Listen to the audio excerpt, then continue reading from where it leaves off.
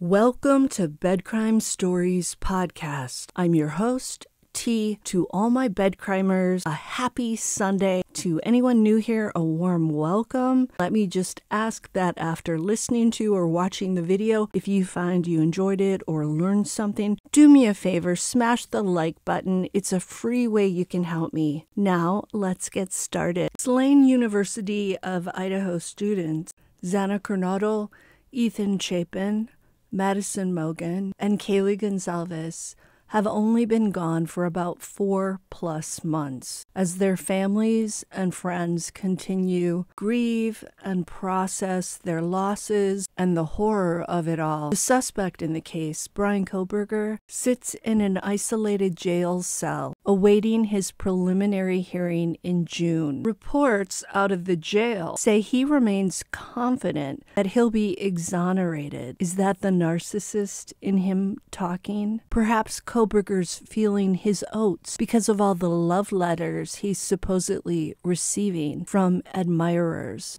But he is presumed innocent until he either confesses, takes a plea deal, or a jury of 12 says otherwise. Of course, the DNA on the leather sheath tying Kohberger to the crime scene is a big deal, but will the jurors believe that evidence? What's clear from a recent article in the Idaho Statesman Newspaper is that the brutal crime has hurt more than the families, the friends, and the communities of Moscow, Idaho, and Pullman, Washington.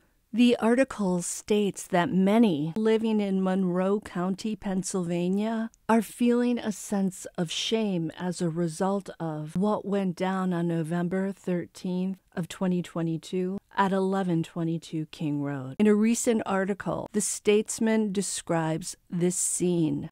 The Pleasant Valley School District's 2-story campus in Broadheadsville, Pennsylvania, where Bryan Kohberger attended school and later worked as a security guard, has a quote displayed in celebration of Martin Luther King Jr. Day that's still on the district's message board. It reads, "Darkness cannot drive out darkness. Only light can do that." The article points out that 4 college campuses have had their names drawn into the tragedy. You've got the University of Idaho, Washington State University, DeSales University, and Northampton Community College. The principal of Pleasant Valley High School, where Kohberger graduated in 2013, told the Idaho Statesman this: "For the community here, it's devastating. Out of all the schools, out of all the areas, why? It's disappointing. And I don't know if we'll ever find out why." End quote. I have to say that hearing about the alleged bullying that Bryan Kohberger suffered at the middle and high schools in that community, I think we all have at least one clue as to why he allegedly did what he did. I'm not on Team Kohberger, but if the bullying he endured there is the childhood trauma that drove him to the dark side and to psychopathy, then the school district needs to admit it and see what it can do better. Some of the Kohberger's neighbors in Effort, Pennsylvania, where Bryan grew up, also spoke to the newspaper, and they said they were astounded to hear his name associated with this disturbing crime. The article says, and I quote, "For years, their children took the same route to school from the same corner bus stop. They remember the quiet, heavy-set boy who was picked on over his weight. He sat up front and mostly kept to himself." End quote. Many adults knew this kid was being ostracized and not embraced. Isn't it possible that if the parents and the school got together and tried to come up with programs to teach kids to be kinder, to be more inclusive, to help the kids who find themselves rejected, things like this might be avoided? I don't believe Bryan Kohberger, if he is the perpetrator, was born with a cold, black heart. I think his experiences with other human beings alienated him. And it's also possible he might suffer from a genetic tendency to have mental health issues. So there might be a combination of things going on there. Another nearby homeowner and a mother to one of Kohberger's classmates, a female, said this about Bryan: "No bells went off. It makes me sick in my stomach. You never know. You just never know." End quote. I don't want to blame all these neighbors for who Kohberger turned out to be, but maybe we should all learn to have bells go off when we witness a child being shunned, sitting alone on the bus, being mocked for his or her weight, maybe not allowed on the football team because that kid can't run fast enough. Instead of saying kids will be kids and they need to work it out amongst themselves, maybe we should figure out ways to help the isolated kid and to teach the other kids to open their hearts to him and to see whatever gifts that other child has.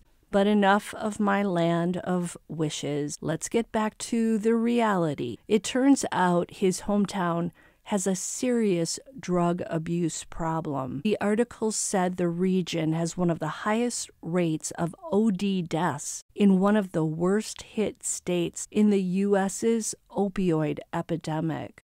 Some of Kohberger's former circle of friends during high school spoke to the newspaper and described finding the crime and Kohberger's involvement jarring and difficult to understand, even knowing that Bryan had an unpleasant side to him. 27-year-old Thomas Arntz said this: "It's hard to put into words.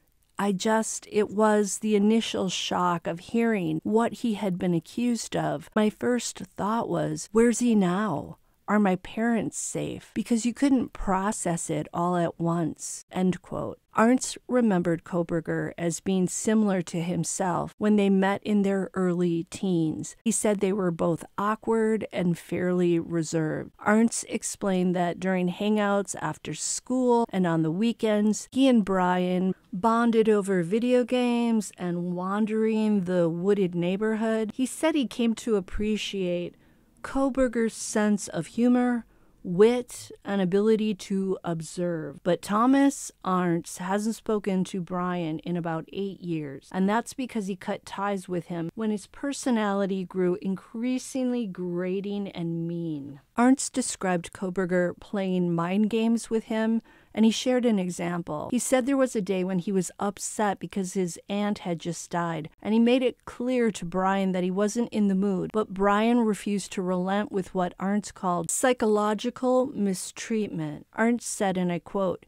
"He always wanted to be dominant physically and intellectually. He had to show that he was smarter and bigger than you, and to try to put me down and make me feel insecure about myself. So much of that was a torment, and I didn't want to be around him anymore." I think when someone has been bullied and they reach a point of physical strength or height over others, they can go one of two ways. They either say to themselves, "No, I'm not going to do that to anyone else," or they take out their anger at having been bullied by being aggressive to others, even if they're bullying their friends and not the people responsible for the bullying in the first place. Per the article, by high school, Kohberger was saying he was interested in pursuing law enforcement as a career. In fact, his sophomore yearbook features a photo of him dressed in a uniform and in the middle of doing a push-up during his law enforcement class at the county's half-day technical school. Kohberger also once dreamed of becoming an Army Ranger. The half-day technical program was designed to help steer students toward becoming police officers, firefighters, EMTs. So it sounds like it was a way to get Kohberger out of the high school corridors where trouble lurked for him. Kohberger's guidance counselor through most of high school, a lady named Donna Yazwiak, said that Kohberger's parents, who were also working for the school district, were active in attending meetings to help steer their son. Yazwiak told the newspaper, "I recall no problems. He was a regular kid, and thankfully his parents were involved in his education. I don't recall anything that was out of the ordinary." End quote. You'd think Kohberger's guidance counselor would have been aware of him being bullied and also of him then bullying others. Aren't guidance counselors really supposed to be aware of what's going on out in the hallways, on the buses, out on the school grounds? Kohberger's high school principal said that he made efforts to get to know students, but he only vaguely remembered Bryan. The principal explained this away by saying that Kohberger was enrolled half the day in the off-campus technical school and that he wasn't involved in after-school activities. The one thing many people do recall about Kohberger is his dramatic weight loss, which took place between his junior and senior years. Per Thomas Arntz, Kohberger began kickboxing every day after school and running in the evenings with a friend. Another friend in Kohberger's inner circle said that Bryan also became hyper-focused on what he ate, to the point that he developed an eating disorder that got so out of control that he had to be hospitalized. Thomas estimated that Kohberger once weighed more than 300 pounds, and the amount he lost was as much as half his body mass. The weight loss was so rapid that Kohberger had to have a tummy tuck surgery because of all the excess skin. First, it's a huge achievement to lose that kind of weight, but having a radical surgery like that, a tummy tuck in high school, that's a lot. Per Arntz, as Bryan's body underwent this major transformation, so did his personality. He became more aggressive.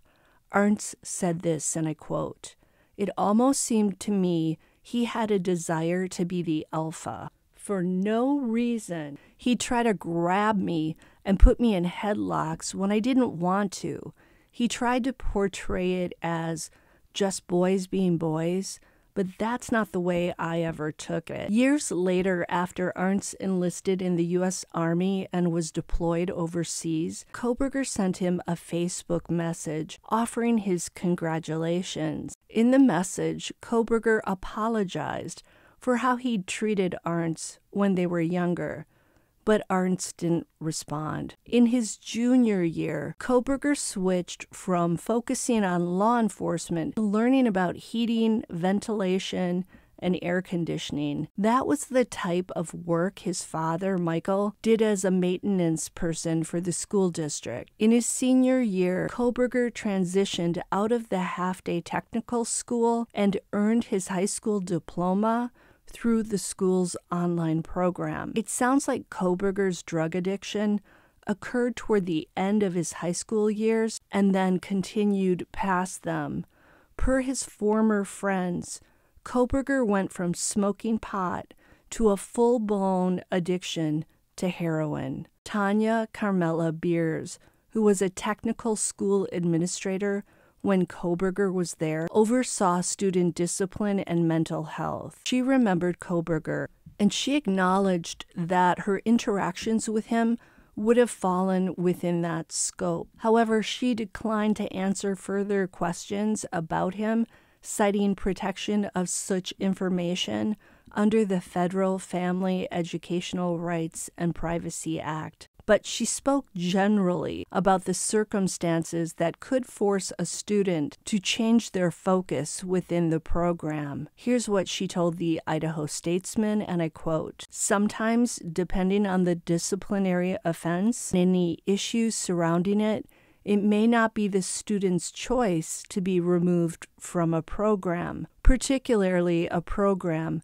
that might have many rules and regulations in place. She noted that the law enforcement program barred certain behaviors. She also stated this: in general, a student can be very strong academically and perform very well in clinical work, but one or more infractions would take the opportunity to participate in that program away.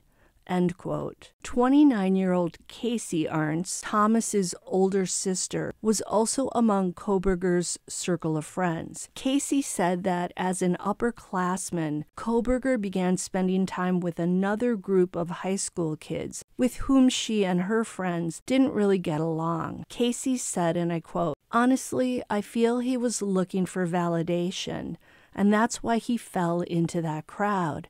And honestly, it's why he fell into the whole drug scene." End quote. Jeremy Saba was a neighbor who lived 2 houses down from Kohberger's childhood home, and he was part of the group that introduced Bryan to heroin. Saba and Kohberger can be seen together in a photo that Saba posted on Facebook in August of 2016, 4 months after he, Saba, was arrested and charged with a DUI and misdemeanor possession of drug paraphernalia. He later pleaded guilty to both charges, according to Pennsylvania court records. Jack Bayless, Kohberger's other buddy, said this about Jeremy Saba: "I didn't like him personally, because he got my boy into heroin.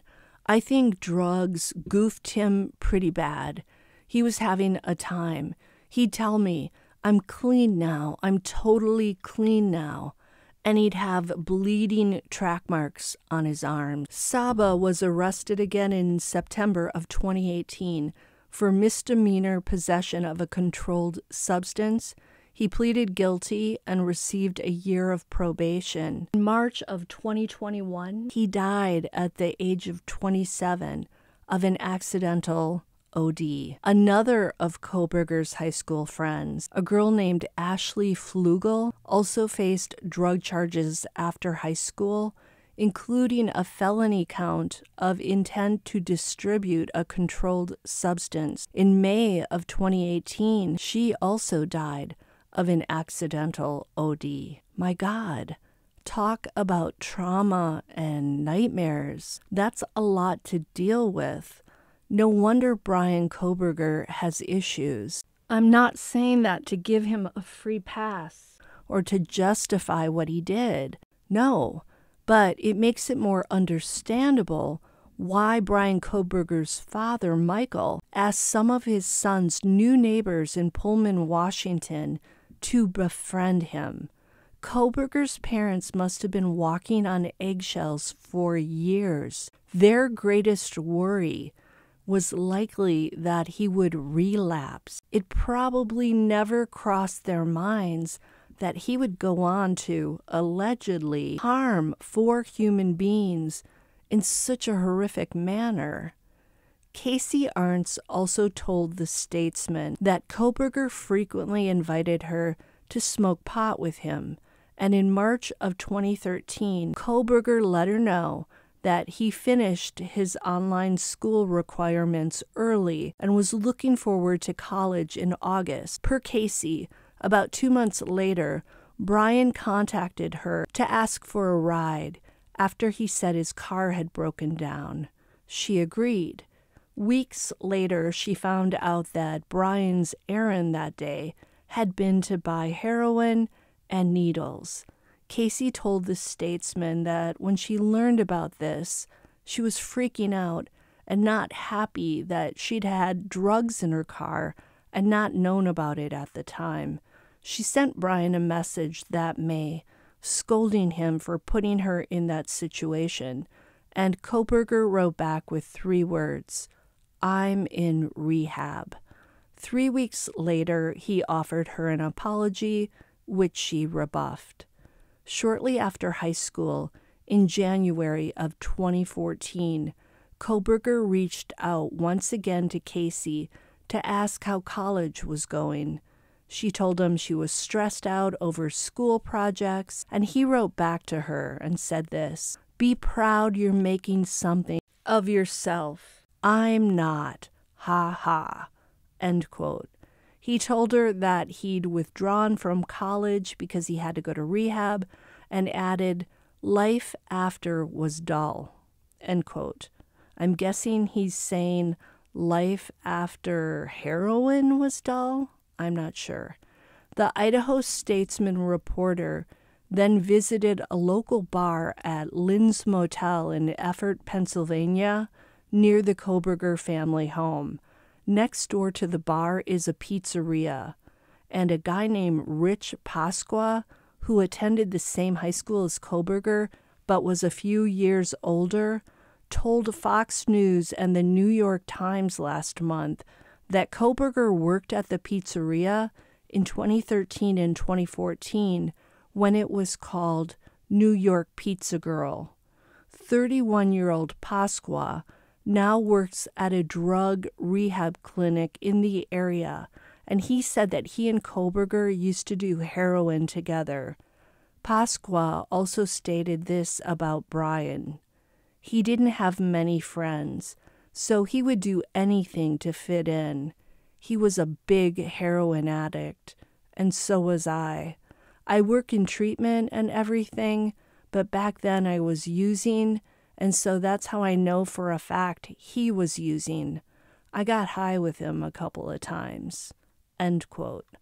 Another guy named Charles Conklin, who owns the building the pizzeria occupied, as well as a neighboring fish hatchery with a stocked lake where people paid to fish for trout and bass, said that Kohberger briefly worked at the hatchery in the summer of 2011, and he would clean the customers' fish for them. However, Kohberger didn't last long at that job because, per Conklin, he didn't show himself to be very personable with customers, and he also wasn't improving at filleting the fish.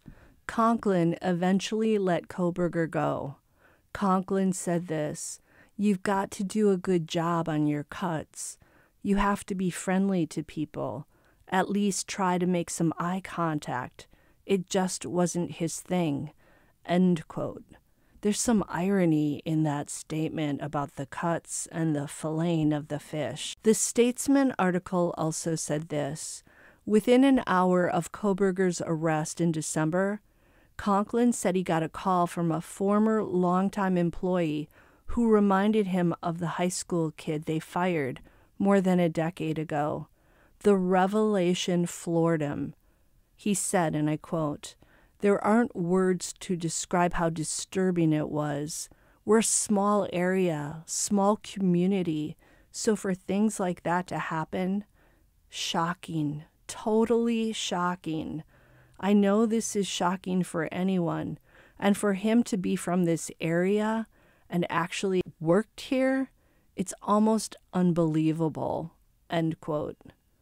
Several years after they last spoke, Kohberger's friend Jack Bayless said he and Kohberger reconnected on Facebook and over the phone. Kohberger would call him to talk every week or so, and Bryan told him he no longer used drugs when the subject came up. At some point, he said, "Don't ever bring it up again, we're past that." In May of 2018, Kohberger told Bayless in messages on Facebook that he hadn't used drugs in 2 years, according to screenshots that Bayless shared with the New York Times. Kohberger also said, and I quote, "I only used when I was in a deep blank state. The word that belongs in the blank means an unaliving state." Kohberger went on to write this, "I have since really learned a lot. Not a person alive could convince me to use it." End quote. Casey Ernst said that she ran into Kohberger a year before that at a mutual friend's wedding, which was the last time she saw him. He appeared to have pulled his life together, she said, and shared that he was in college and working as a security officer for the Pleasant Valley School District. Ernst stated, and I quote, It was so good to see someone come back from that dark place, end quote. She told the Statesman that she gave Kohberger a big hug when she greeted him. He was kind of very standoffish and not very sociable. I believe he left early as well, end quote. Kohberger started with the school district in 2016 as a fill-in custodian and courier before moving into security part-time, according to documents the Statesman obtained through a public records request. He was later credited in December 2018 with helping save the life of an employee at the school after a medical emergency. The Pocono Record reported Kohberger resigned from his position in June of 2021. All I can say is that Bryan Kohberger lived a lot during those middle and high school years and years post-high school. It's painful to read about him having to have a tummy tuck, having to be hospitalized because of an eating disorder. I feel for the Bryan Kohberger who existed before he turned into the bully and an alleged blank. I feel for his parents having to navigate a troubled child without a guidebook. I feel for his siblings, too, who are likely horrified and traumatized by all of this as well. But of course, I feel most sorry for the slain students, Kaylee, Ethan, Xana, and Madison, who experienced hell on earth, and for their families who continue to experience that same thing. This whole story is one horrific tale from every single angle. Until the next time on Bed Crime Stories, if you learned anything here, if you enjoyed this, if you enjoyed your time with me, please smash that like button, subscribe to my channel, leave me a comment, consider a membership or a Patreon, and I'll see you next time.